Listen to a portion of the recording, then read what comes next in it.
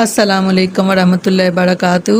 آج کی خوبصورت حدیث سیدنا ابو ہریرہ رضی اللہ عنہ سے روایت ہے کہ رسول اللہ صلی اللہ علیہ وسلم نے فرمایا، انسانوں پر کوئی دن ایسا نہیں گزرتا جس میں دو فرشتے نہ اترتے ہوں۔ ان میں سے ایک فرشتہ یہ دعا کرتا ہے کہ اللہ جس نے تیری راہ میں خرچ کیا اسے بہترین نعم البدل عطا کر، اور دوسرا یہ کہتا ہے کہ اللہ ہاتھ روک لینے والے کا مال طلب فرما دے۔ یہ ایسے ہی ہے کہ جیسے سیدنا عدی بن حاتم رضی اللہ عنہ سے روایت ہے کہ رسول اللہ صلی اللہ علیہ وسلم نے فرمایا کہ آگ سے بچو اگرچہ آدھی کھجور ہی کا صدقہ میسر ہو۔ سیدنا ابو ہریرہ رضی اللہ عنہ بیان کرتے ہیں کہ رسول اللہ صلی اللہ علیہ وسلم نے فرمایا، اللہ تعالیٰ فرماتا ہے، ابن آدم تو خرچ کر، میں تجھ پر خرچ کروں گا۔ یہ اس لیے میں نے جمع کر دی ایک جگہ پر کیونکہ بہت خوبصورت حدیث ہے، عمل کے لحاظ پر بہت زیادہ مائل کرنے والی۔ اللہ تعالیٰ میں عمل کرنے کی توفیق عطا فرمائے، آمین۔